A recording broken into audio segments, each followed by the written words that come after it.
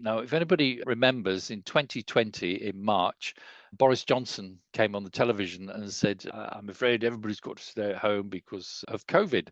And that was the day that we actually moved. Believe it or not, mist and fog is one of those magical elements that really elevates your pictures.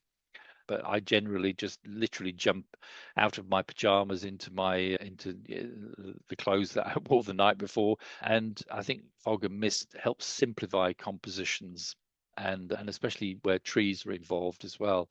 You can actually pick out individual trees, and then you've got that background that is diffused and there's no sort of distractions. I remember this day particularly because it was an incredible hoarfrost. It was something like -6 or -7 overnight, and everything was covered in this rime ice.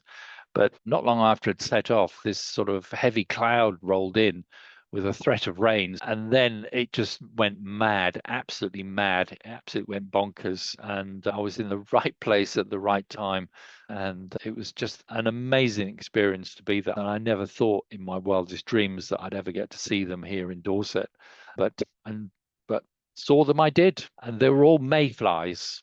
Absolutely millions and millions of mayflies. I've never seen so many in my life. Absolutely amazing place to be. Each one of those beach huts is likely to set, if you can get one, that is likely to set you back about between 500 and 600,000 pounds just for a wooden hut. But a lot of the time it is just luck. To be perfectly honest. And but I think that's the beauty of working locally, because sometimes I will just get up, wake up, whatever time, and look out, open the curtains, and if I see that it's going to be a little bit misty, then I'll just literally straight from my pajamas into the day before's clothes, and I'm off out. Don't really have that many pictures of Durdle Door because I'm not really one for putting my tripod where everybody else puts their tripod, which is why I don't have any pictures of Corfe Castle. But you can't make this image anymore because they've completely refurbished. This is a power station now, so you don't have those wonderful crane. It was the cranes with the red lights on the top that really made it for me.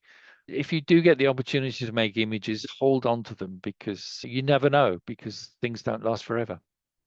I don't know what they would do if they wanted to pop to the shops for a pint of milk because there's no shops there. They'd probably have to wait for 4 or 5 hours before the tide goes out. But when the tide comes in, it just completely gets cut off. So it just, you think, why did they build a bridge in the middle of the sea? I hope it is gin.